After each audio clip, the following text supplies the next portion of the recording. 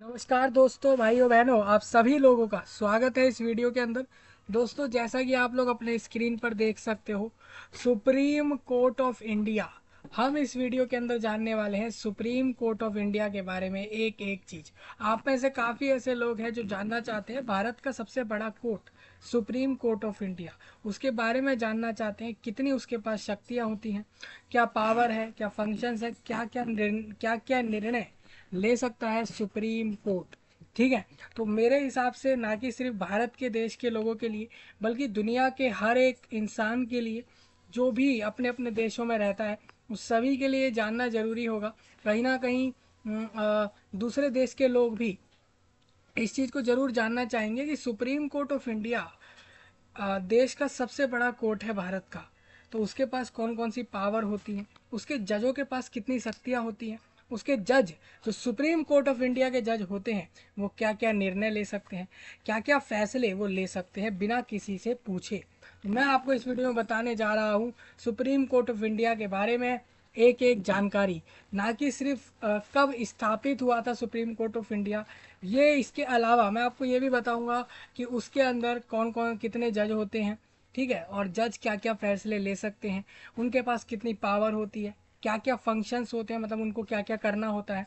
साथ ही साथ हम ये जानेंगे सुप्रीम कोर्ट ऑफ इंडिया अगर चाहे तो क्या वो सरकार की निर्णय को, मान लीजिए किसी ऑर्डर को सरकार ने लिया, किसी फैसले को सरकार ने लिया, तो क्या सुप्रीम कोर्ट ऑफ इंडिया उसको बदल सकता है या चाहे तो उसको मना भी कर सकता है। जैसे मान के चलो किसी सरकार ने, भारत देश की कोई भी सरकार हो गई, राज्य सरकार हो गई या फिर देश की सरकार हो गई, उसके लोगों ने फैसला लिया कि उनको कोई प्रोजेक्ट करने हैं। ठीक है जी, मान के चलते हैं, और फिर मान के चले वो सुप्रीम कोर्ट ऑफ इंडिया में गया, वो फैसला गया, वो उनका जो प्रोजेक्ट के मामले में जो प्लान था, तो अगर मान लीजिए उस पर अगर सुप्रीम कोर्ट ऑफ इंडिया की स्टे, मतलब उसकी जो है मंजूरी लगनी ज़रूरी है, और मान के चलिए सुप्रीम कोर्ट ऑफ इंडिया के पास ये चीज़ गई और वहाँ के जजों ने मना कर दिया इसको, मान लेते हैं, तो क्या गवर्नमेंट कुछ कर सकती है? सारी चीज़ें हम जानेंगे। मतलब कि सुप्रीम कोर्ट ऑफ इंडिया क्या सरकार से भी ज़्यादा ताकतवर होता है, ये लोगों के मन में बहुत ज़्यादा चलता है। मैं जानता हूँ भारत देश के बहुत से ऐसे लोग हैं जो ये जानना चाहते हैं कि सरकार ताकतवर है या सुप्रीम कोर्ट ऑफ इंडिया ताकतवर है, और अगर सरकार ताकतवर है तो सुप्रीम कोर्ट ऑफ इंडिया कि फिर क्या पावर है। मतलब कि आप ये अच्छे से जानना चाहते हैं कि दोनों में पावरफुल कौन है, और अगर कोर्ट पावरफुल है तो उसके पास क्या पावर है, अगर सरकार पावरफुल है तो उसके पास क्या पावर है। सारा कुछ इस वीडियो में आपको बताने जा रहे हैं। हमने आपको 3 से 4 वेबसाइट के लिंक दिए हैं, वहाँ से हम डायरेक्ट इन आर्टिकल्स को डिस्कस करके सारा कुछ बताएंगे। ना कि ये बताएंगे कि कोर्ट कब स्थापित हुआ, बल्कि उसकी पावर कितनी ज़्यादा शक्तियाँ उसके पास है, कितने ज़्यादा फंक्शंस हैं, मतलब कि सुप्रीम कोर्ट ऑफ इंडिया कैसे ऑपरेट करता है, हम ये भी जानेंगे। और हम सारी चीज़ों को जानेंगे अच्छे से, जो कि आपके लिए काफ़ी ज़्यादा काम आ सकती हैं। तो चलिए हम आगे बढ़ते हैं इस पूरी वीडियो के अंदर, और आपको एक एक जानकारी बता देते हैं सुप्रीम कोर्ट ऑफ इंडिया के बारे में, अच्छे से डिटेल्ड में बताएंगे, बिल्कुल खुल के बताएंगे सारी चीज़ें। मुझे पता है यूट्यूब पर काफ़ी सारे ऐसे लोग हैं जिन्होंने ये सारी चीज़ें बता रखी हैं, लेकिन उन्होंने अच्छे से शायद नहीं बताई है। जैसे कि किसी ने सुप्रीम कोर्ट ऑफ इंडिया के बारे में एक वीडियो में बताया है, तो किसी ने अलग वीडियो में पावर्स के बारे में बताया है, किसी ने फंक्शंस के बारे में बताया है, कोई जजिस की सैलरी बता रहा है, कोई कुछ बता रहा है, लेकिन सारा कुछ एक वीडियो में कोई नहीं बता रहा है, वही आपको इस वीडियो में बताया जाएगा। तो सबसे पहले तो चैनल को लाइक, वीडियो को लाइक करो, चैनल को सब्सक्राइब करो, और इस वीडियो को आगे तक शेयर करो। देश पूरे इंडिया में तो फैलेगी ही ये वीडियो, क्योंकि वो तो सुप्रीम कोर्ट ऑफ इंडिया की बात हो रही है, लेकिन दूसरे देशों में भी फैलनी चाहिए ये वीडियो, हर जगह तक फैलनी चाहिए ये वीडियो। चाहे आप केरला से सुन रहे हो, महाराष्ट्र, गुजरात, बिहार, पंजाब, वेस्ट बंगाल, त्रिपुरा, तेलंगाना, मेघालय, मणिपुर, असम, या फिर दिल्ली, पंजाब, यूपी, हरियाणा, या देश का कोई भी ऐसा एरिया है भारत का, वहाँ से सुन रहे हो, तो पूरा वीडियो ज़रूर देखना, बहुत काम का है। और अगर देश के बाहर से सुन रहे हो तो भी आप सुन लो, आपको समझ आएगा कि भारत देश का एक पावरफुल कोर्ट कैसे ऑपरेट करता है। ठीक है। चलिए हम जानते हैं सारी चीज़ें, और मैं आपको कुछ वीडियो प्रेफर करता हूँ, अगर आप चाहे तो यूट्यूब से ये 2-4 लोगों की और वीडियोज़ हैं, इन्होंने भी अच्छे से बताया है। जैसे कि आप देख सकते हो, बेसिक ज्ञान है, प्रिया जैन है, और इस तरीके से 4-5 लोग हैं, इन लोगों ने भी अच्छे से बताया हुआ है। किसी ने पावर्स के बारे में बताया है, तो किसी जब ने भी यहाँ किसी पर ये बताया है कि कौन कौन से आर्टिकल के बिहाफ पर वो सुप्रीम कोर्ट ऑफ इंडिया काम कर रहा है। सारी चीज़ें इन लोगों ने अपनी अपनी वीडियो में बताई है, तो आप इनको देख सकते हैं। तो हम आगे चलते हैं। सबसे पहले हम आपको दिखाते हैं गिग्स फॉर गिग्स नाम की एक वेबसाइट है। ये वेबसाइट काफ़ी सारे लोगों को अलग अलग क्वेश्चंस आंसर्स दे देती है। मान के चलिए आपको अपने स्कूल से कॉलेज से कोई प्रोजेक्ट मिला, कोई काम मिला, तो उसके लिए कोई आंसर हो या प्रोजेक्ट कैसे करना हो, वो सारा कुछ ये वेबसाइट बता देती है। ये website CBSE, ICSE state board के कैंडिडेट्स की बहुत मदद करती है। फिजिक्स, मैथमेटिक्स, केमिस्ट्री, बायोलॉजी पढ़ने में बहुत ज़्यादा मदद करती है लोगों की। स्कूल की कोई गाइड यहाँ से मिल जाती है। सीबीएसई का सारा सिलेबस आप यहाँ से तैयार कर सकते हैं। और सीबीएसई एक बोर्ड है जो 10वीं 12वीं कराता है भारत देश के अंदर। और हिस्ट्री मोस्ट इम्पोर्टेंट क्वेश्चंस आप यहाँ से देख सकते हो। ज्योग्राफी, पॉलिटी आप यहाँ से तैयार कर सकते हो उन टॉपिक को। मतलब सोचिए कितने बढ़िया वेबसाइट है जो इतने सारे टॉपिक्स के ऊपर मदद कर देती है आप लोगों की, जो कि आपकी पढ़ाई में काफ़ी काम आता है। दूसरी मैं बात करता हूँ दोस्तों, यहाँ पर आप कहोगे आप सुप्रीम कोर्ट ऑफ इंडिया की ही पावर और फंक्शंस क्यों बता रहे हो? आप चाहते तो हाई कोर्ट की बता सकते थे, आप चाहते तो डिस्ट्रिक्ट कोर्ट्स और बाकी कोर्ट्स की बता सकते थे। देखिए सुप्रीम कोर्ट है जो इंडिया में, वो सबसे बड़ा कोर्ट है। मतलब कि सुप्रीम कोर्ट के पास बहुत ज़्यादा पावर है। उसके बाद हाई कोर्ट होता है, डिस्ट्रिक्ट कोर्ट होता है, या फिर रीजनल कोर्ट होते हैं जो एरियाओं में खुले हुए होते हैं, जो कि वहीं के केसेस को ले रहे होते हैं। ठीक है, तो हमारे लिए सुप्रीम कोर्ट ऑफ इंडिया की पावर्स, फंक्शंस और कैसे काम करता है ये जानना काफ़ी ज़रूरी है। तो हम इस वीडियो में वो ले रहे हैं। अगर आपको भी अपने कंट्री का, आपको भी अपने देश के कोर्ट के बारे में वीडियो चाहिए हो तो आप बता सकते हैं, या कोई भी टॉपिक आपके देश का हो उसके बारे में आपको चाहिए हो वीडियो तो आप बता सकते हैं। आपको तैयारी करनी है किसी भी एग्ज़ाम की, किसी भी पेपर की तैयारी करनी है जॉब के लिए या फिर एडमिशन लेने के लिए, ठीक है, तो आपको करना इतना है, बस कमेंट में बताना है हमें इस एग्ज़ाम की तैयारी करनी है, तो हम आपको उस एग्ज़ाम की तैयारी करा के दे देंगे। ठीक है, यूट्यूब पर इसी वाले चैनल पर आपको तैयारी करके मिल जाएगी, तो आप उससे पढ़कर अपने एग्ज़ाम को निकाल सकते हैं। चाहे आप आईएएस बनने वाले हो, आईपीएस बनने वाले हो, ग्राम पंचायत में जाना है आप लोगों को, या फिर मान लेता हूँ मैं आपको पुलिस में जाना है, सिविल जज बनना है, या फिर आपको वकील बनना हो, या फिर कोई से भी एग्ज़ाम को निकाल कर एक अच्छी जॉब लेनी हो, चाहे प्राइवेट की हो सरकारी हो, आप इस चैनल से जुड़िए।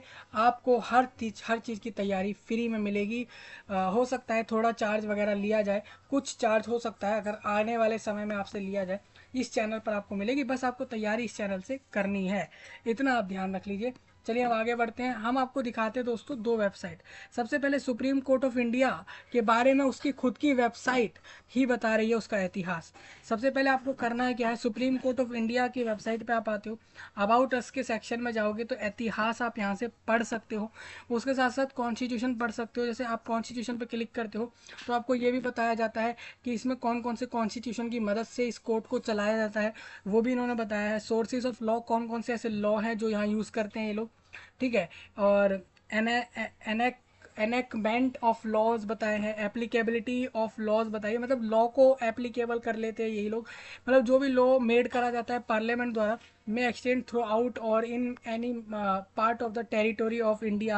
Those made by state legislatures generally apply only within the territory of the state concerned. Hence, variations likely to exist from state to state in provisions of law related to matters falling in the state and concurrent list. तो आप देख सकते हो judiciary, आप इसके बारे में पढ़ सकते हो।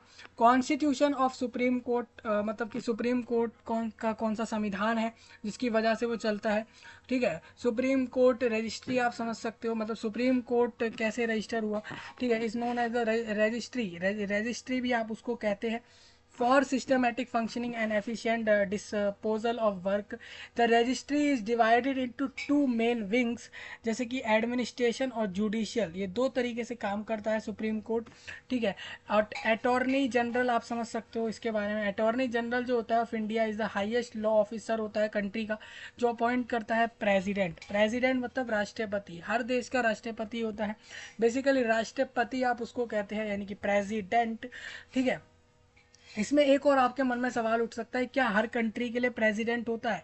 नहीं भाई, किसी कंट्री में हो सकता है कि प्रेसिडेंट की प्रेसिडेंट की पोजीशन ना हो और वहाँ प्राइम मिनिस्टर हो। और कुछ ऐसे देश भी है जहाँ पर प्राइम मिनिस्टर की पोजीशंस होती है, प्रेसिडेंट की नहीं होती। कुछ देश ऐसे हैं जिसमें प्रेसिडेंट की पोस्ट होती है, प्राइम मिनिस्टर की नहीं होती। और बहुत से देश तो ऐसे भी हैं जहाँ पर प्राइम मिनिस्टर और प्रेसिडेंट इन दोनों की पोस्ट है। तो he shall be a person qualified to be appointed as the जज of the supreme court. It is the duty of attorney general of India. एक ड्यूटी होती है, अटॉर्नी जनरल ऑफ इंडिया नाम की एक पोस्ट होती है। ये एक सबसे बड़ी लॉ ऑफिसर की पोस्ट होती है देश के अंदर, जो कि प्रेसिडेंट अपॉइंट करता है। इंडिया कंट्री में तो ऐसा है कि प्रेसिडेंट अपॉइंट करेगा एक ऐसे ऑफिसर को जो कि अटॉर्नी जनरल ऑफ इंडिया बनेगा। He shall be a person qualified to be appointed as the जज of the supreme court. It is the duty of attorney general of India to give advice to the government of India upon such legal matters. To देखिए, वो सिर्फ advice दे सकता है। Attorney general of India का ये काम है कि वो एडवाइस देगा गवर्नमेंट ऑफ इंडिया को upon such legal matters, to perform such other duties of legal character as may be referred और assigned to him by the president. ठीक है, तो ये सारे काम होते हैं। सुप्रीम कोर्ट के एडवोकेट, वकील कैसे कौन कौन होता है? सीनियर एडवोकेट होते हैं, एडवोकेट्स ऑन रिकॉर्ड होता है, अदर एडवोकेट्स होते हैं, एमिकस क्यूरिए ये क्या होता है ये भी आप यहाँ से पढ़ सकते हो।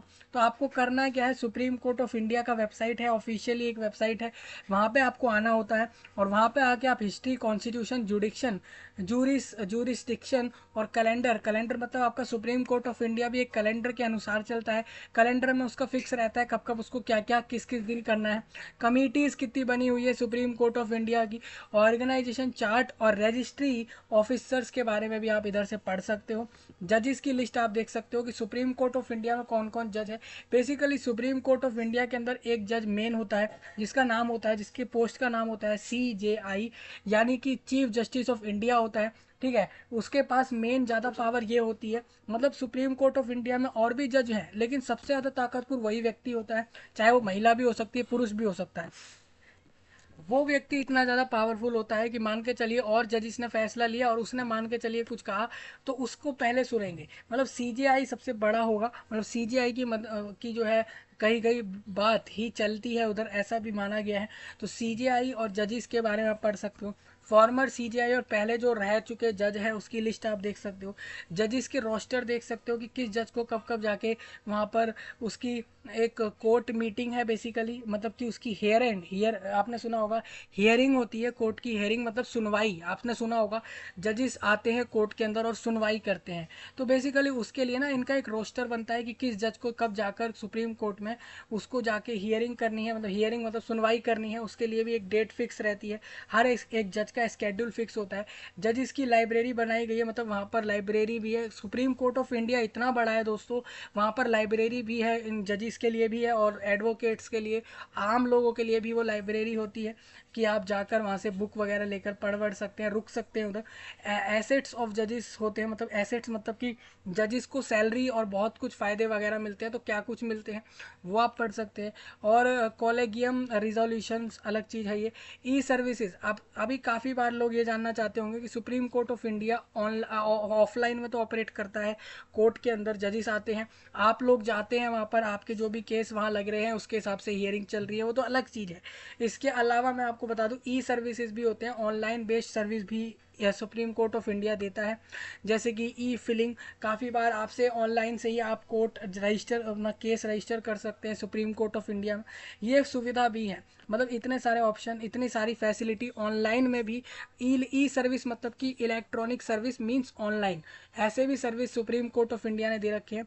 मीडिया के बारे में बताता है, प्रेस रिलीज करता है तो अलग नोटिस टाइप निकालता है। लाइव स्ट्रीमिंग कब कब करी है वो आप देख सकते हो। वेबकास्ट, मल्टीमीडिया, फोटो गैलरी, मतलब सुप्रीम कोर्ट ऑफ इंडिया में पहले अब तक कितने लोगों ने फोटो वगैरह खींची है, वहाँ के जज लोगों ने, इन सब लोगों ने क्लिक करी है, वो फोटो गैलरी में मिलती है। एडवोकेट्स आप जान सकते हो, वकीलों की लिस्ट इधर से जान सकते हो। तो ये सब चीज़ें हैं, ठीक है। हमारे लिए इतना कुछ ये सब डिस्कस करना ज़रूरी नहीं है कि कौन जज है, किसको क्या सैलरी मिल रही है, इतना हमारे को ये सब नहीं जानना।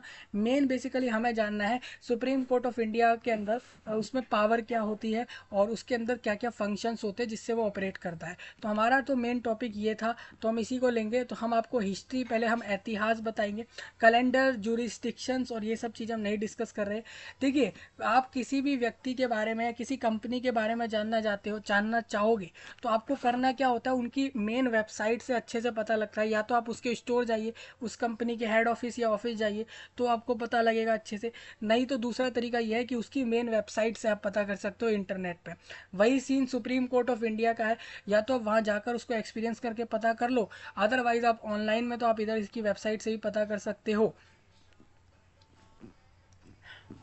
तो यहाँ पर आप देखते हो मैं हिस्ट्री वाला सेक्शन डिस्कस करूंगा, बाकी डिस्कस नहीं करेंगे। जैसे आपको बता दूं, जो आपका SCI है, means supreme court of India is the apex judicial body है अंडर द कॉन्स्टिट्यूशन, मतलब संविधान के द्वारा ही ये चलता है।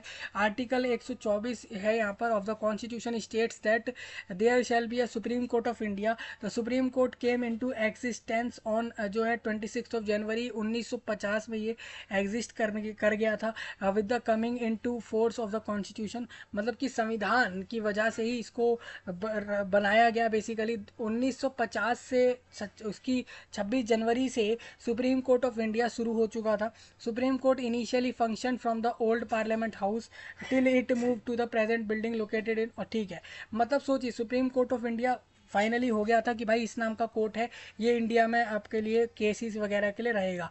ठीक है, बड़े बड़े केसेस इसके अंदर चलेंगे, ये देश का सबसे बड़ा कोर्ट होगा, ये फाइनल हो गया था। लेकिन सुप्रीम कोर्ट जो है इनिशियली पहले, सबसे पहले जो आपकी पुरानी पार्लियामेंट बिल्डिंग है, पुराना पार्लियामेंट हाउस है, उसके अंदर ये शुरू किया गया था। और अब सुप्रीम कोर्ट की खुद की एक बिल्डिंग है जो कि तिलक मार्ग न्यू दिल्ली में है। मतलब भारत देश की दिल्ली एरिया के न्यू दिल्ली के अंदर तिलक मार्ग के वहाँ पर इसका मेन खुद का सुप्रीम कोर्ट का बिल्डिंग है, जो कि काफ़ी बड़ा है, जो कि 1958 में बना। तो सोचिए 8 साल तक ओल्ड पार्लियामेंट हाउस में ही इसके सारे केसेस चलते थे। और जो 28 जनवरी 1950 था, 2 डेज आफ्टर इंडिया बिकम आ सोवेरियन डेमोक्रेटिक रिपब्लिक बन गया था, तो सुप्रीम कोर्ट वाज इनएगुरेटेड। तो इसके बाद, इसके 2 दिन बाद इनएगुरेट कर दिया था इसको। जो इनएगुरेशन हुई थी टुक place in the chamber of, ये जो आपकी जो इनएगुरेशन हुई थी, इनएगुरेशन मतलब होता है उसका उद्घाटन या शुरुआत होना, तो took place in the chamber of princes, ये आपकी chamber of princes in the old parliament building में हुई थी। Where the federal court of India set for 12 years from, जहाँ पर आपका 1937 से 1950 तक एक federal court of India set चला था उधर। ठीक है, मतलब वहीं पर था उसके अंदर। अब the inaugural proceeding began at 9:45 पर शुरू हो गई, और it was attended by the first CJI Harilal J Kania and जजेस ऑफ द फेडरल कोर्ट। मैं आपको बता दूं दोस्तों, ओल्ड पार्लियामेंट बिल्डिंग जो थी उसके अंदर सबसे फेडरल कोर्ट चलता था। फेडरल कोर्ट ऑफ इंडिया था जो 12 साल तक चला था, आई थिंक 12 से 13 साल। देखिए इन्होंने एक चीज़ गलती ये करी है, 1937 से 1950 तक 14 ईयर होते हैं, इन्होंने 12 साल इधर लिखा है। तो वहाँ पर उसी ओल्ड पार्लियामेंट बिल्डिंग में फेडरल कोर्ट ऑफ इंडिया चलता था। और इसके तुरंत बाद 1950 से 28 जनवरी के दिन यहाँ पर इन्होंने क्या कर दिया था, जब आपका इंडिया जो है एक सॉवेरियन डेमोक्रेटिक रिपब्लिक बना, तो उसके बाद इन्होंने वहाँ पर सुप्रीम कोर्ट ऑफ इंडिया नाम से एक कोर्ट का इनॉग्रेशन किया। ओल्ड पार्लियामेंट बिल्डिंग में ही इसको किया गया। और ये जो इनॉग्रेशन थी, इनॉग्रल प्रोसीडिंग, वो शुरू हो गई थी सुबह 9:45 से, और it was attended by the first CJI, जो इंडिया के पहले CJI थे, हरिलाल जे कानिया एंड जजेस ऑफ द फेडरल कोर्ट, जो आपका जस्टिस सैयद फल्ज अली, और इसके अलावा M पतंजलि शास्त्री। ठीक है, ये लोग थे। और मेहर चंद महाजन, ये जस्टिस, मतलब ये चीफ आपके जस्टिस वगैरह थे, मतलब कि न्यायाधीश आप इनको कह सकते हो। बिजन कुमार मुखर्जिया और SR दास, और chief justice of the high courts थे, जैसे कि इलाहाबाद हाई कोर्ट के CJ ऐसा आप कह सकते हो, chief justice of high court in the state, जैसे कि इलाहाबाद, मुंबई, मद्रास, उड़ीसा और असम, और इन सब जगहों के थे।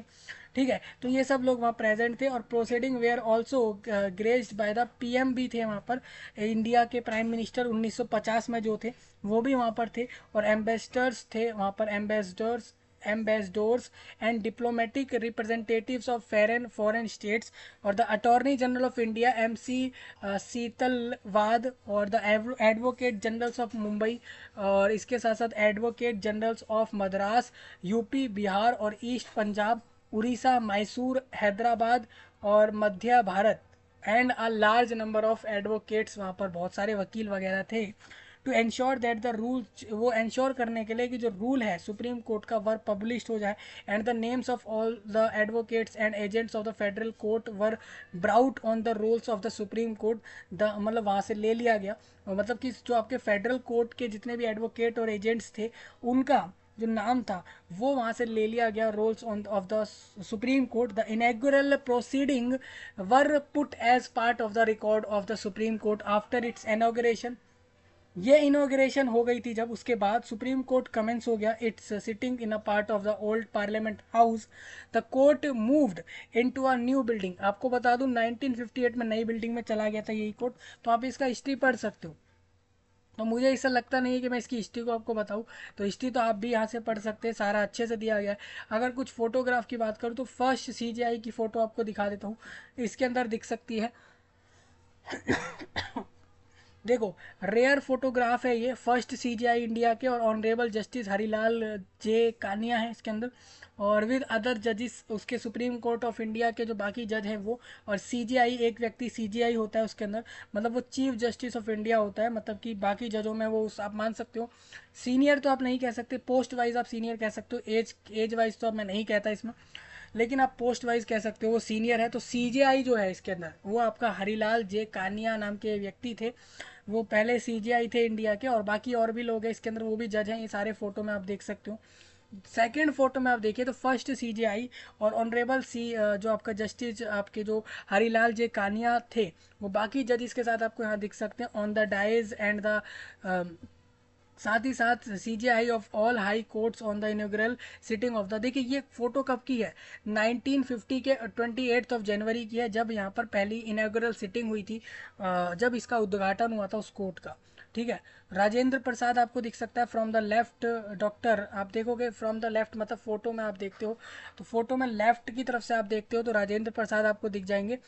ये भी एक व्यक्ति थे बेसिकली, ये बहुत महान व्यक्ति थे, आपको पता होना चाहिए। जो डॉक्टर राजेंद्र प्रसाद की बात करूँ तो प्रेसिडेंट ऑफ इंडिया थे ये, और श्री एस आर दास, ठीक है, जो चीफ जस्टिस ऑफ इंडिया, उसके साथ साथ डॉक्टर राधा कृष्णन, उस वाइस प्रेसिडेंट ऑफ इंडिया। आप देख सकते हो यहाँ पे सबका पोस्ट भी लिखा आ रहा है कौन कौन क्या था इधर, तो वो भी आप इधर देख सकते हो। यहाँ पर प्राइम मिनिस्टर, देखिए मैं आपको बता दूँ, ये जो आपके राजेंद्र प्रसाद हैं ये प्रेसिडेंट ऑफ इंडिया थे उस समय पे, श्री एस आर दास सीजीआई थे, और एस आर दास आपने देख लिया, उसके साथ साथ डॉक्टर राधा कृष्णन ये आपके वाइस प्रेसिडेंट हो गए थे उस समय पे, और अनंथा सयानम अन्यनगर ये स्पीकर ऑफ लोकसभा, और इसके साथ साथ श्री जवाहरलाल नेहरू ये पीएम थे उस समय पे इंडिया कंट्री के, on the occasion of inaugural of the supreme court building on 4 अगस्त 1958। तो आप कहोगे ये कैसे हो गया, आपने अभी अभी बोला कि आपने हमें खुद अभी अभी ये बताया कि जो आपके चीफ जस्टिस ऑफ इंडिया है वो बेसिकली हरीलाल जे कानिया है। ठीक है, तो हरीलाल जे कानिया की जगह यहाँ पर नाम आप देखते हो तो यहाँ पर नाम एस आर दास का क्यों है, तो क्योंकि एस आर दास 1958 में सीजीआई बने थे, उससे पहले हरीलाल जे कानिया सीजीआई थे, मतलब सुप्रीम कोर्ट ऑफ इंडिया के सबसे बड़े जज थे वो, चीफ जस्टिस ऑफ इंडिया। ठीक है, तो ये आप इतिहास पढ़ सकते हो, हमारे को लगता नहीं हम इसको इतिहास को और अच्छे से पढ़े। तो अब मैं आपको बता दूं सबसे बड़ी जुडिशियल कोर्ट ऑफ इंडिया है supreme court of India, is also the final court of appeals in the country, मतलब कि एक फाइनल कोर्ट होता है ये, मतलब क्या है, मतलब मान के चलिए आप जगह जगह गए, आप हाई कोर्ट गए, डिस्ट्रिक्ट कोर्ट गए, जगह जगह देश के कोर्टों में चले गए, आपका केस नहीं ले रहा कोई, ठीक है, या आपकी बात नहीं सुनी गई, तो आप इस कोर्ट में जाएंगे, ये आपकी बात जरूर सुनेगा, ये आपको मना नहीं करेगा अगर आप हर कोर्ट में होकर आ गए उसके बाद।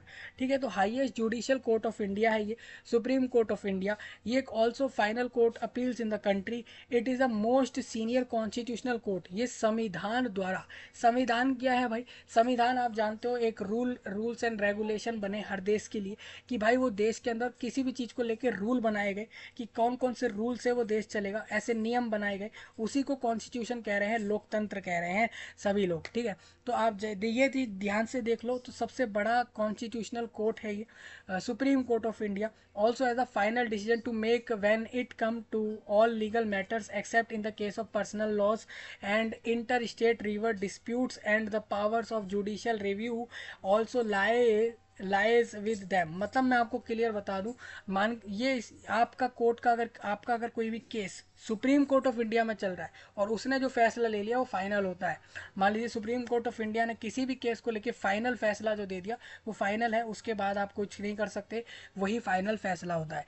ठीक है, it comes to all legal matters. जितने भी लीगल मैटर है, लीगल मैटर मतलब कि जो लीगली तौर पर जिनके केस चल रहे हैं, लीगल मैटर्स पे चल रहे हैं, ठीक है, लीगल सबूत के साथ आप उस केस को चला रहे हैं और उनके जो भी फैसले सुप्रीम कोर्ट ऑफ इंडिया लेता है वही फाइनल माना जाता है। मान लीजिए आपका कोई पर्सनल लॉ है, ठीक है, इन पर्सनल लॉ के मामले में हो सकता है इनका फैसला ना माना जाए।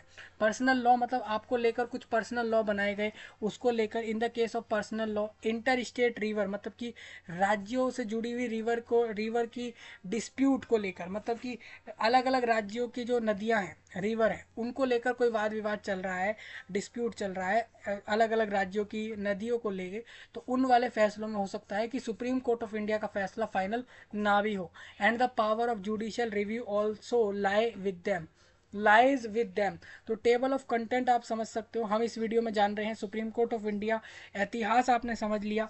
अब हम जानेंगे significance of supreme court of India, functions of the supreme court of India और कॉम्पोजिशन हम समझेंगे, इसकी पावर्स समझेंगे और जुडिशियल इंडिपेंडेंस भी हम समझ लेंगे इसी वीडियो में। तो सबसे पहले आप देखो, सीजीआई सबसे बड़ा व्यक्ति होता है, सबसे बड़ा हेड होता है उस कोर्ट का। ऑल्सो चीफ जज जो होते हैं सुप्रीम कोर्ट के, चीफ जज होता है ये व्यक्ति, चाहे वो मेल हो फीमेल हो, कोई भी हो सकता है, पुरुष महिला कोई भी हो सकता है इस पोस्ट पे। Includes a maximum of around 34 जजेस टोटल इसके अंदर हो सकते हैं इस कोर्ट में। 34 जज, सिर्फ 34 जज। आप सोचो इतना बड़ा जो है पूरा का पूरा कोर्ट है सुप्रीम कोर्ट, उसके अंदर सिर्फ 34 जजेस होते हैं इसके अंदर। हैज़ इनॉर्मस पावर्स होती है इनके पास in terms and form of original advisory और एपेलेट जूरिसडिक्शंस। मतलब कि ये लोग कोई भी इनके पास ये पावर होती है कि ये कुछ भी फॉर्म कर सकते हैं ओरिजिनल एडवाइजरीज को और एपेलेट जूरिसडिक्शंस, ठीक है, फैसले ले सकते हैं इनसे जुड़े हुए।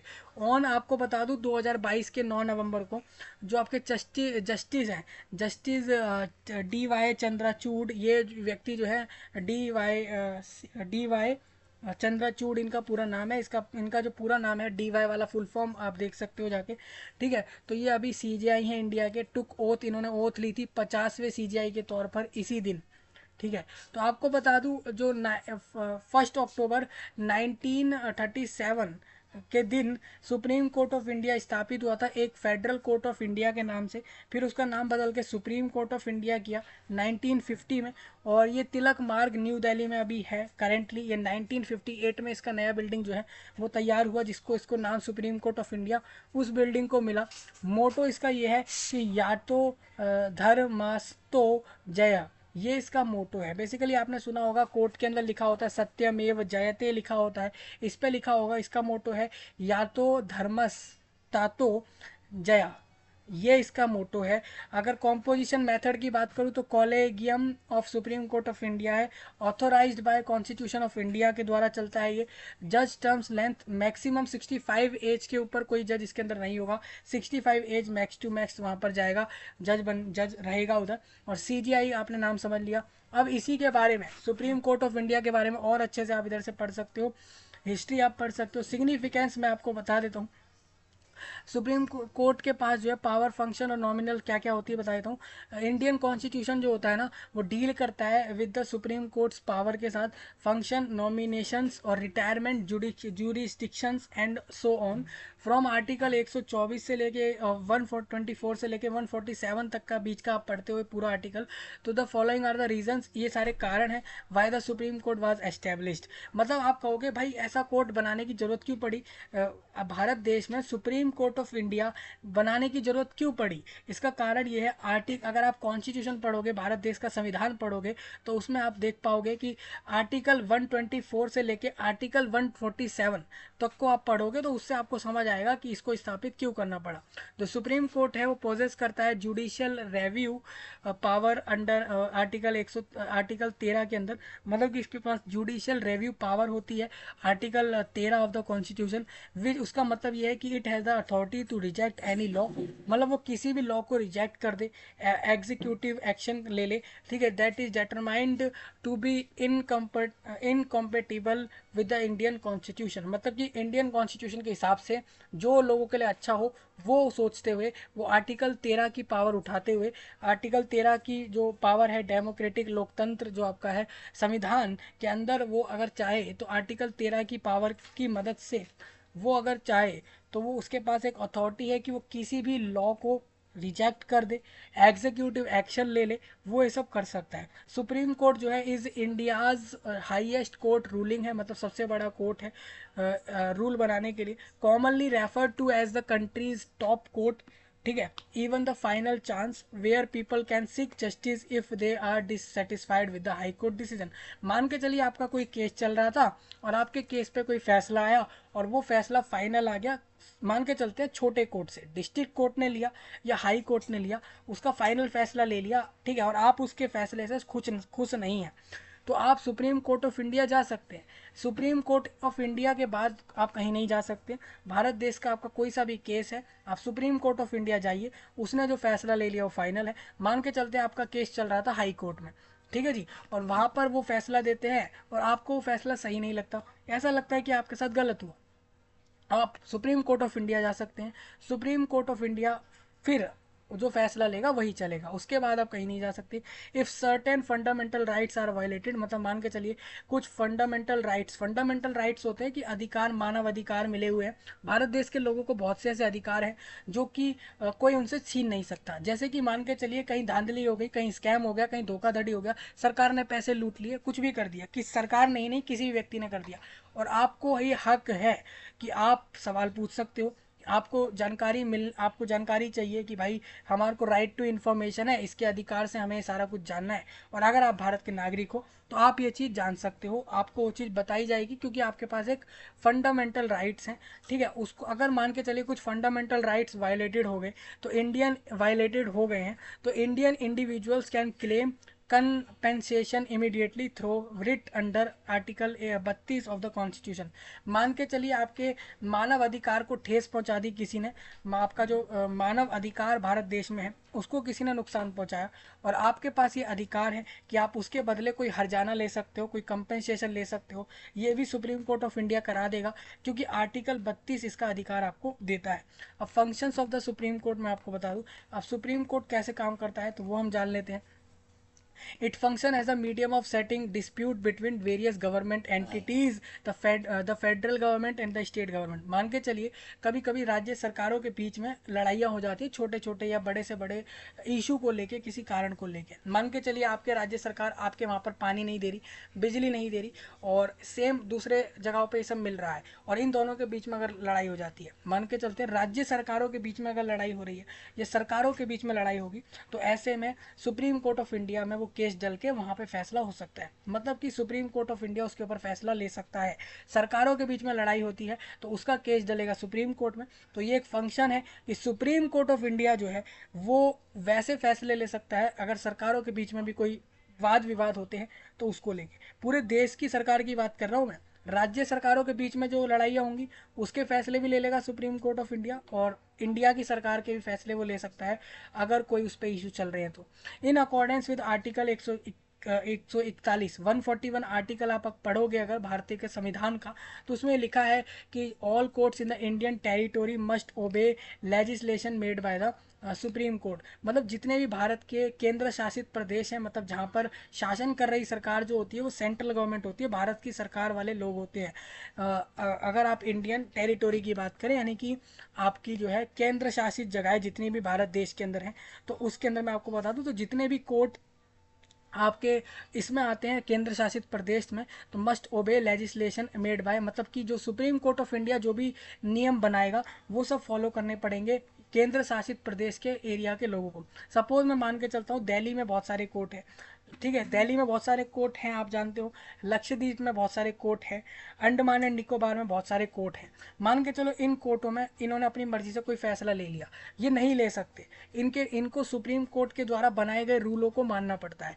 ठीक है, in response to an appeal from one of the high courts और another subordinate court, the supreme court gives the final decision. मान के चलिए एक response to an appeal from, आपने कोई अपील डाली थी और उस अपील के बदले आपको जवाब मिला हाई कोर्ट की तरफ से या किसी दूसरे कोर्ट की तरफ से। ठीक है, और आपको वो फैसला नहीं पसंद है तो सुप्रीम कोर्ट उसके ऊपर फाइनल फैसला ले सकता है। ये बात मैंने पहले ही बता दी। दूसरा, supreme court can make decisions and act independently in specific cases. कुछ केसों के मामले में कुछ केस ऐसे होते हैं जिस पर सुप्रीम कोर्ट जो है खुद से कोई भी फैसला ले सकता है और वो उस फैसले के लिए आज़ाद है, मतलब फैसला लेगा और अपनी मनमर्जी से ले सकता है फैसला, वो आज़ाद है, आप कुछ नहीं कर सकते।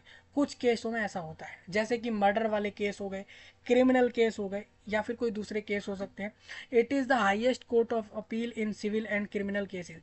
मान के चलिए आपका कोई सिविल से जुड़ा हुआ कोई केस है, ठीक है, सिविल केसेस हैं कोई, या फिर कोई क्राइम वाले केस है, तो उन केसों में आप मान के चलिए आपकी कोई भी अपील नहीं ले रहा है तो आप सुप्रीम कोर्ट जाइए, वहाँ पर वो अपील लेंगे। और क्रिमिनल केस कहीं सॉल्व नहीं हो रहा तो सुप्रीम कोर्ट में जाता है। जैसे बड़े बड़े मर्डर करने वाले लोग हैं, गैंगस्टर गुंडेगर्दी वाले लोग हैं, उनके case supreme court of India में ही जाते हैं, ये हाई कोर्ट वगैरह में नहीं जाते। जो बड़े लोग, जो बड़े लेवल के मर्डर करने वाले हो गए, रेप वाले हो गए, इन सब के केस इनके वहाँ चलते हैं सुप्रीम कोर्ट में। वैसे तो हाई कोर्ट वगैरह में चलते ही है, लेकिन आप इतना समझ लीजिए कि इनकी अपील सुप्रीम कोर्ट के ऊपर नहीं जा सकती। सुप्रीम कोर्ट इस पे फैसला मैं आखिरी फैसला वही लेगा। ठीक है, कंपोजिशन ऑफ सुप्रीम कोर्ट में आपको बता दूं, along with the chief justice of India there are 34 जजेस। सुप्रीम कोर्ट में 34 जज होते हैं टोटल। आपको पता हो नहीं हो तो मैं आपको बता दूं, सुप्रीम कोर्ट बहुत बड़ा एरिया है, बहुत बड़ा है, आप जाकर देख सकते हो, न्यू दिल्ली में है ये। तो 34 जज इसके अंदर टोटल होते हैं, जिसके अंदर एक CJI होता है, एक मेन हेड जज होता है। ठीक है, द जजेस सिट इन बेंच ऑफ 2 और 3, ठीक है, which is known as the division bench. जो लोग वहाँ जज जहाँ बैठेगा उसको डिवीजन बेंच कहते हैं। इन बेंच ऑफ 5 और more known as the constitutional bench. और ऐसी बेंच, मतलब मान के चलिए जब अगर 2 या 3 जज बैठ रहे हैं एक साथ तो उसको आप डिवीजन बेंच कहते हो, और अगर 5 या 5 से ज़्यादा जज बैठ रहे हैं तो उसको आप कॉन्स्टिट्यूशनल बेंच कहोगे। When there are some matters, जहाँ मान के चलिए यहाँ पर कुछ ऐसे मैटर्स हैं which include the fundamental questions of the law which are to be decided. ठीक है जी, समझ रहे हो ना आप, बिल्कुल मेरे को पता है आप समझ रहे होंगे। जहाँ पर 5 या 5 से ज़्यादा जज बैठेंगे उसको आप कॉन्स्टिट्यूशनल बेंच कहोगे। ठीक है, और यहाँ पर ऐसा होगा कि कुछ मैटर होते हैं जैसे कि जिसमें आपके फंडामेंटल से जुड़े कुछ क्वेश्चंस हैं ऑफ द लॉ के, तो वो यहाँ डिसाइड होंगे। सुप्रीम कोर्ट की जूरिसडिक्शंस मैं आपको बता देता हूँ। जूरिसडिक्शन जो होती है सुप्रीम कोर्ट की, वो 3 तरीके से होती है। एक होती है ओरिजिनल जूरिसडिक्शंस, एक एडवाइजरी जूरिसडिक्शन होती है, और एक आपकी एपेलेट जूरिसडिक्शन होती है। ठीक है भाई, अब आपको जानना है कि पावर आप बता दो, पावर सुप्रीम कोर्ट की। तो पावर मैं आपको बता देता हूँ। पावर इसके पास होती है ओरिजिनल जूरिसडिक्शंस की, एपेलेट जूरिसडिक्शन, एडवाइजरी जूरिसडिक्शन, और इसके अलावा रेव्यू जूरिसडिक्शन। इसका मतलब क्या है? ओरिजिनल जूरिसडिक्शन मतलब है in case when there are disagreement between the central government and the state government, between 2 और मोर स्टेट गवर्नमेंट। या फिर सुप्रीम कोर्ट सर्व कर सकता है एक original जूरिसडिक्शन authority under article 131 of the constitution. मतलब कि ओरिजिनल मतलब कि एक खुद का, ओरिजिनल मतलब कि उसका खुद का जूरिसडिक्शन है, उसका खुद का न्याय है उस चीज़ को लेके। ठीक है, वो कर सकता है। मान के चलते हैं भारत सरकार यानी सेंट्रल गवर्नमेंट मतलब हो जाता है गवर्नमेंट ऑफ इंडिया हो गया, और स्टेट गवर्नमेंट मतलब राज्य सरकार। राज्य सरकार और भारत की सरकार के बीच में कोई किसी चीज़ को लेके डिसएग्रीमेंट है, वो लोग सहमत नहीं है। ठीक है, मान लेते हैं राज्य सरकार सहमत नहीं है और सेंट्रल गवर्नमेंट ने कुछ कहा है करने को, और स्टेट गवर्नमेंट जो है सहमत नहीं है, वो मानती नहीं है उस चीज़ को। या फिर 2 राज्यों की सरकार के बीच में या 2 से ज़्यादा राज्यों की सरकार के बीच में किसी चीज़ को लेके डिसएग्रीमेंट है, वो लोग सहमत नहीं है आपस में किसी चीज़ के फैसले को लेके।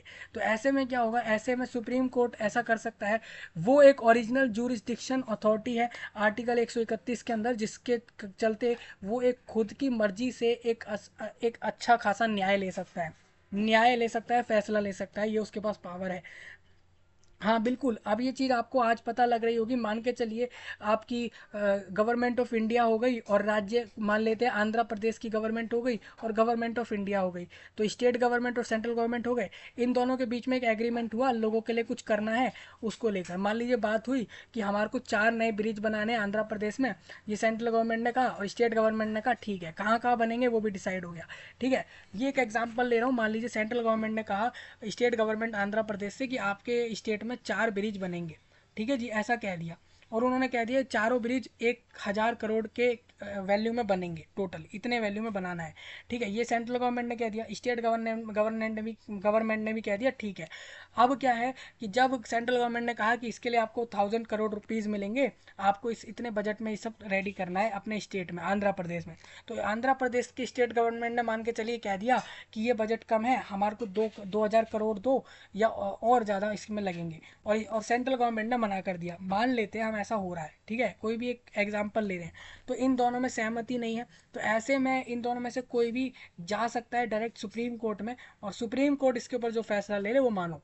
ये चीज़ होगी इधर। ठीक है, according to article 139A of the constitution, अगर आप 139A कॉन्स्टिट्यूशन पढ़ते हो इंडिया देश का, तो उसमें ये लिखा है कि जो सुप्रीम कोर्ट है कर सकता है ऐसा कि at its judgment on the advice of the attorney of general of India except matters from the high courts while they are still pending if they involve the same legal problem that has to be decided by the supreme court.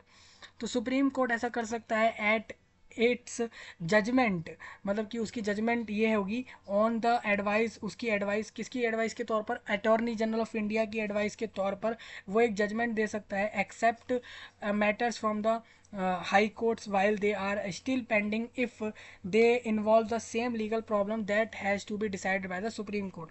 अब additionally मैं आपको बता दूं, it has the power to transfer cases that are still ongoing और appeals on other legal actions from one high court to another high court. मान के चलिए आपका कोई केस चल रहा है किसी हाई कोर्ट में, तो सुप्रीम कोर्ट के पास ये पावर है कि वो आपके केस को ट्रांसफ़र कर दे, कि जो आपका अभी तक चल रहा है या आपकी अपील डली हुई है, अभी तक केस शुरू नहीं हुआ, या आपका केस चल रहा है ये, ठीक है, या कोई लीगल एक्शन उसके ऊपर लेना है, तो वो लीगल एक्शन लेते हुए, लीगल मतलब क्या है, जो कि चीज़ें लीगल हैं, जो कॉन्स्टिट्यूशन उसको अधिकार दे रही है सुप्रीम कोर्ट को, उसके अनुसार वो चाहे तो आपका केस एक कोर्ट से दूसरे कोर्ट पहुंचा सकता है। ये उसके पास ताकत होती है। Supreme court has the authority to issue writ, आपके पास एक अथॉरिटी है जहाँ पर आप टू इशू रिट्स, ऑर्डर्स और डायरेक्शंस अंडर। ठीक है, सुप्रीम कोर्ट चाहे तो वो किसी को भी एक रिट्स डाल सकता है।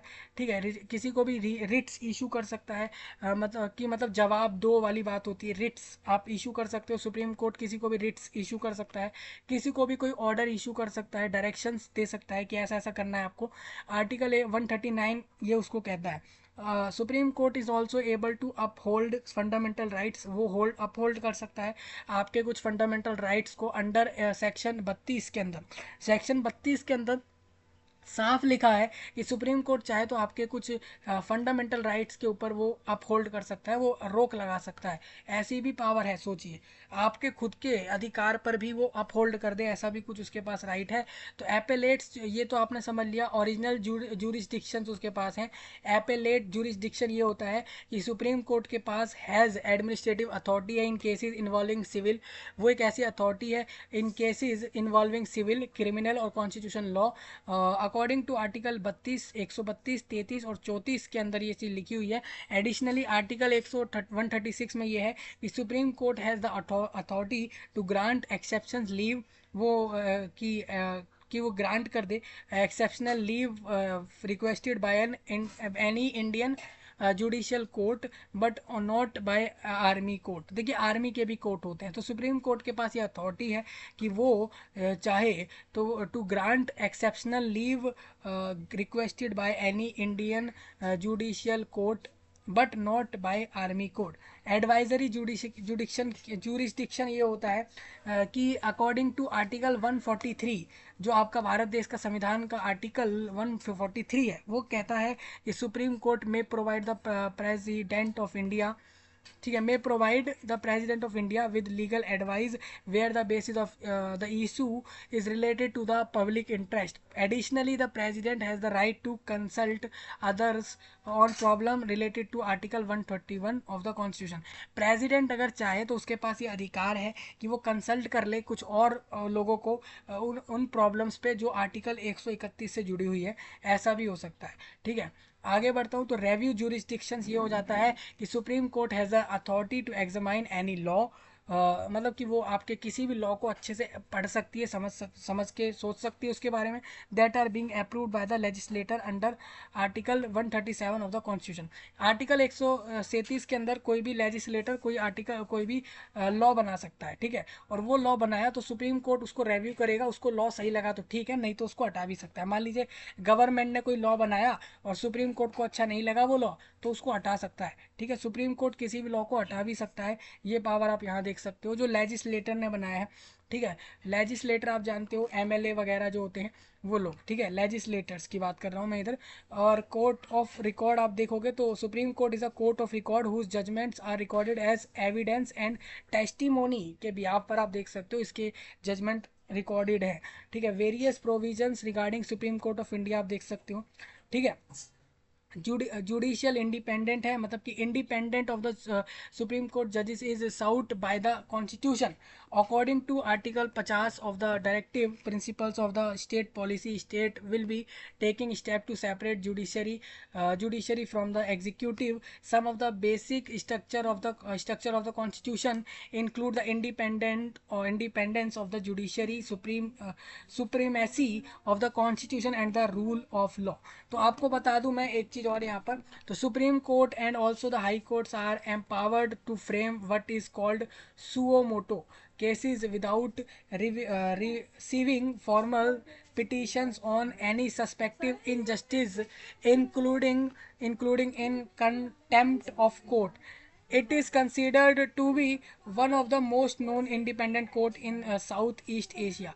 साउथ ईस्ट एशिया के अंदर एक ऐसा कोर्ट माना जाता है ये जो बिल्कुल आज़ाद है फैसले लेने को. जो उसको लेना है वो बिल्कुल एक रूल्स रेगुलेशन के हिसाब से चलते हुए फैसले ले सकता है. उसके लिए वो पूरा इंडिपेंडेंट है. मेन पर्पज़ इन लोगों का यही होता है कि डिसाइड करे कॉन्स्टिट्यूशनल इशू को. और सम इम्पॉर्टेंट एस्पेक्ट्स ये होते हैं जैसे कि टेन्योर अगर आपको जानना है तो सुप्रीम कोर्ट के जजों का टेन्योर जो होता है वो 65 होता है. 65 के बाद कोई वहाँ पर नहीं रुक सकता है. बट देयर मतलब जजेस के तौर पर, but there have been some suggestions from the जजेस of the supreme court of India for providing fixed term.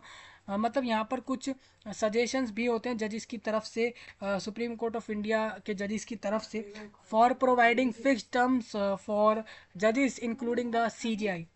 Salary की बात करूं दोस्तों तो आर्टिकल 125 के according Indian constitution leaves it to be the Indian parliament to determine the salary, allowance, leaves etcetera. मतलब कि article 125 के हिसाब से जो इंडियन कॉन्स्टिट्यूशन का है उसके हिसाब से तो Indian constitution leaves its to the Indian parliament to determine कि कितनी सैलरी हो, क्या क्या अलाउंस, क्या क्या फ़ायदे, कितनी छुट्टियां वगैरह मिले एक जज को सुप्रीम कोर्ट की, वो चीज़ ये लोग डिसाइड कर सकते हैं. वैसे सुप्रीम कोर्ट के जज की सैलरी 2.5 लाख पर मंथ की होती है अभी, which is almost equivalent to the IAS. जो भी आपके आईएएस लोग हैं या सिविल सर्वेंट अभी इंडिया देश में है उनकी सैलरी के बराबर ही इन लोगों की सैलरी है. एक चीफ जस्टिस ऑफ इंडिया को सैलरी मिलती है 2,80,000 पर मंथ की. ओथ की बात करूं तो आर्टिकल 124 के अनुसार third schedule of the constitution, the chief justice of supreme court of India is to make and also subscribe in the presence of the president's oath. मतलब उसको जरूरी है कि वो ओथ ले, मतलब कि उसको ओथ लेनी जरूरी होती है. अगर कोई भी सुप्रीम कोर्ट का सीजीआई जो भी बनेगा उसको ओथ लेनी पड़ेगी, वो भी प्रेसिडेंट के सामने. रिमूवल्स की बात करूँ तो आर्टिकल 124 के 4th नंबर पैराग्राफ में ये लिखा है कि constitution subscribe that the president can remove a जज on proof on the to the points of misbehaviour और incapacity when the parliament approves with the majority of the total membership of each house in favour of the impeachment and not less than 2/3 1/3 of members of each house present. भाई article 124 के 4th paragraph में ये है कि president चाहे तो किसी भी जज को हटा सकता है सुप्रीम कोर्ट के, अगर उसके खिलाफ कोई प्रूफ मिल जाए कि उसने मिसबिहेवियर किया या इनकैपेसिटी की वजह से वो उसको हटा सकता है। व्हेन द पार्लियामेंट अप्रूव कर दे उसके बाद। ये नहीं कि सुप्रीम प्रेसिडेंट ने बोला तो जज को हटा दो सुप्रीम कोर्ट के, नहीं, उसके लिए उसको पार्लियामेंट से अप्रूवल लेना पड़ेगा। जहाँ पर मेजोरिटी मेंबर ने अगर ऐसा कह दिया हाँ भाई इसके खिलाफ तो प्रूफ है, इसको जज से हटाओ सुप्रीम कोर्ट के, तो उसको हटाया जाएगा। टोटल मेंबरशिप जितनी भी होती है, जैसे कि पार्लियामेंट में जितने भी लोग अभी हैं उनमें से 2/3 लोगों ने भी अगर कह दिया इस वाले जज को हटा दो सुप्रीम कोर्ट के, क्योंकि इसके खिलाफ ये सारे प्रूफ है, तो हटाया जाएगा। ऐसा नहीं है कि प्रेसिडेंट ने कह दिया तो हटा दो, पहले 2/3 मेजोरिटी मिलनी चाहिए लोगों की, तभी उसको हटाया जाएगा। जैसे आपको पता है कि पार्लियामेंट में अगर मैं बात करूं तो 543 MP है अभी इंडिया में। 543 का 2/3 आप निकाल लो, यानी कि लगभग आप 66% के ऊपर आप निकाल लो। इतने लोगों ने भी अगर ये कह दिया कि हाँ भाई इसको हटाना है, तो वो हटेगा वो जज। ये भी हो सकता है। पोस्ट रिटायरमेंट मतलब ये होता है, रिटायरमेंट के बाद क्या होता है, अगर कोई सुप्रीम कोर्ट का जज रिटायर हो जाता है तो जो पर्सन है जो रिटायर हो गया एक जज के तौर पर सुप्रीम कोर्ट से, is debarred from the practice of any court of law और before any other authority of India. However many times the supreme court and high court जजेस are appointed to various positions in tribunals and commissions. का देखिए supreme court और high court के जज जो है ना, अलग अलग पोजीशंस पे अलग अलग ट्राइब्यूनल्स के अंदर और कमीशंस में भी रिक्रूट होते हैं, मतलब उनको लिया जाता है एक रिटायरमेंट के बाद। मतलब आप 65 की उम्र के बाद भी सुप्रीम कोर्ट से रिटायर होने के बाद दूसरे कमीशंस में दूसरे ट्राइब्यूनल्स में आपकी रिक्रूटमेंट हो सकती है। कंक्लूजन्स आप पढ़ सकते हो। हु अपॉइंट द जजेस ऑफ सुप्रीम कोर्ट, तो प्रेसिडेंट जो होता है, राष्ट्रपति जो होता है, वो आपके सुप्रीम कोर्ट के जज को अपॉइंट करता है। और सुप्रीम कोर्ट के जज बनने से पहले आप एक हाई कोर्ट के जज होते हैं, ठीक है, या फिर कोई दूसरे कोर्ट के जज होते हैं। हाउ मैनी जजेस are there in the supreme court, मैंने आपको बता दिया। सीजीआई के अलावा लगभग 30 से ज़्यादा जज अपॉइंट करता है एक president. Who is the CGI, तो सीजीआई 2022 में बनाया गया। धनंजय वाई चंद्रचूड ये नाम है, ये सीजीआई इंडिया के हैं। व्हाट इज सुप्रीम कोर्ट, तो ये आपके एफएक्यू वगैरह है, तो आप इसको आप पढ़ सकते हो। अगर मैं आपको डिस्कस करने जाऊँ इसी के अंदर विकिपीडिया द्वारा यही सारी जानकारी, तो इन्होंने यहाँ पे अच्छे से दे रखा है, इसको आप क्लिक कर कर पढ़कर समझ सकते हो। इस वेबसाइट पर ब्लू कलर से यहाँ पर आपको कुछ ऐसे पॉइंट दिख जाते हैं जिसको आप क्लिक कर कर उसको पढ़ सकते हैं। जैसे कि सुप्रीम कोर्ट ऑफ इंडिया का हिस्ट्री है, जूरिस्डिक्शंस क्या हैं उसके, पावर्स क्या क्या हैं उसके पास, शक्तियाँ क्या क्या हैं, मेंबर्स ऑफ कॉलेगियम्स आप पढ़ सकते हो। साथ साथ कोर्ट बिल्डिंग आर्किटेक्चर वगैरह आप जान सकते हो। कॉन्स्टिट्यूशन ऑफ द कोर्ट, मतलब कि भाई कौन से संविधान की मदद से वो कोर्ट चल रहा है। और कॉम्पोजिशन आप समझ सकते हो। जुडिशियल इंडिपेंडेंस आप देख सकते हो, मतलब कि इसको न्याय लेने के लिए पूरी आज़ादी है, ऐसा बिल्कुल नहीं है। कुछ इसको उसके अंदर भी इसको कॉन्स्टिट्यूशन फॉलो करने पड़ेंगे। रूल्स वगैरह, रोस्टर सिस्टम, रिपोर्टिंग सिटेशंस, फैसिलिटीज़ क्या क्या होती है उसके अंदर, और ये सारी चीज़ें आप, लैंडमार्क जजमेंट्स और क्रिटिकल असेसमेंट, ये सब आप इधर से पढ़ सकते हैं। तो ये हम दोबारा डिस्कस नहीं कर रहे हैं, ये आप इधर से पढ़ सकते हैं। नेक्स्ट आपको दिखाता हूँ दोस्तों सुप्रीम कोर्ट ऑफ इंडिया की वेबसाइट, वहाँ से आपको कुछ थोड़ी बहुत चीज़ें दिखाना चाहूँगा। अगर आप इंटरनेट पे ये डालते हो all about supreme court of India, तो वहाँ से भी आपको मिल जाता है सारा कुछ, तो वहाँ से आप पढ़ सकते हो। 2-4 लोग हैं, जैसे कि बायजूस है, अन अकेडमी है, दृष्टि, और इन 4-5 लोगों ने अच्छे से अपने पास आर्टिकल बना के बताया है इसको अच्छे से। और अगर मैं आपको दिखाना चाहूँ सुप्रीम कोर्ट ऑफ इंडिया की वेबसाइट, तो इस वेबसाइट पर आप आते हो तो आपको एक बहुत अच्छा, एक अच्छे से तरीके से दिखता है। अलग से कॉज लिस्ट है, केस स्टेटस आप जान सकते हो किसी भी केस का, भले ही वो केस आपका हो या नहीं हो। डेली ऑर्डर कौन कौन सा आ रहा है, जजमेंट क्या चल रही है, ऑफिस रिपोर्ट, कैविएट और ई फिलिंग, डिस्प्ले बोर्ड्स और बाकी सारी चीज़ें। लेटेस्ट इन्फॉर्मेशन वगैरह आप पढ़ सकते हो, इसमें क्या आ रही है, जजमेंट क्या कौन कौन सी अभी चल रही है वो आप पढ़ सकते हो। ये सारी चीज़ें आपको इधर देखने को मिल जाती है। काफ़ी एक अच्छी वेबसाइट बनाई गई है इनके द्वारा, जिसमें सारी अच्छे से आपको एक एक सेक्शन वाइज सारा कुछ जानने को मिल जाता है। तो यही हमारा इस वीडियो के अंदर था। आपको अगर दिखाना चाहूँ तो यहाँ पर ये 4-5 जज हैं जो मेन अभी करंट जज हैं सुप्रीम कोर्ट के। मेन जज ये है, देखो ये जो पहली फोटो आ रही है, ये डॉक्टर जस्टिस DY चंद्रचूड़ है, सीजीआई इनको कहेंगे। पोस्ट इनका सीजीआई है। बाकी ये जज 4 और हैं, ये सभी मेन हैं, ये 5 जज मेन जज हैं। मतलब अगर कोई भी फैसला लेंगे सुप्रीम कोर्ट से तो वो इन्हीं के द्वारा लिया जाएगा, इन्हीं के पास वो केसेस जाते हैं। जैसे आपने अभी इलेक्टोरल बॉन्ड वाला एक इशू सुना होगा, गवर्नमेंट ऑफ इंडिया और सुप्रीम कोर्ट में वो केस गया था इलेक्टोरल बॉन्ड वाला। तो वो इंडिया कंट्री से जो आपका इलेक्टोरल बॉन्ड का केस गया था, भारत सरकार का जो एक नया स्कीम था वो 2018 का, उसके अकॉर्डिंग वो गया था सुप्रीम कोर्ट ऑफ इंडिया में। तो उसका जो फाइनल जजमेंट था वो इन्हीं 4-5 जजों ने लिया था। इन्हीं 5 जजों ने ही इस पर फैसला लिया था कि वो जो आपका इलेक्टोरल बॉन्ड वाला जो आपने स्कीम बनाया था उसको हम कैंसिल कर रहे हैं। तो जो इलेक्टोरल बॉन्ड वाला स्कीम था वो कैंसिल जो किया गया था वो इन्हीं 5 जजों ने मिलके किया था, इन्हीं के द्वारा वो फैसला था। ठीक है जी, तो इतनी पावर होती है एक सुप्रीम कोर्ट ऑफ के जज में, वो आप इधर से समझ सकते हो। तो मैंने आपको सुप्रीम कोर्ट ऑफ इंडिया के बारे में सारा कुछ बता दिया है। 2-4 वीडियो आपको कहूँगा यूट्यूब पर जरूर देखें, जैसे कि बेसिक ज्ञान है प्रिया जैन, और इसके अलावा आप देखते हो यहाँ पर खान सर द्वारा ये वीडियो देख सकते हो, अड्डा 24/7 की वीडियो देख सकते हो। इन लोगों ने भी अच्छे से बताया इस टॉपिक को, लेकिन इन्होंने सारे कुछ एक वीडियो में कंबाइन नहीं दिया था। ठीक है, तो यही आपके लिए खास था इस वीडियो के अंदर। तो हमने सुप्रीम कोर्ट ऑफ इंडिया के बारे में सब कुछ जान लिया, उसका इतिहास जान लिया, उसकी पावर फंक्शन जान लिए, क्या क्या फैसले वो ले सकता है वो जान लिया, एक एक चीज़ हमने जान लिया है। किसी का कोई पॉइंट हो तो वो नीचे वीडियो के कमेंट में बताए। सब्सक्राइब करें, लाइक करें, शेयर करें। मिलता हूँ जल्द ही, तब तक के लिए आप सभी का धन्यवाद।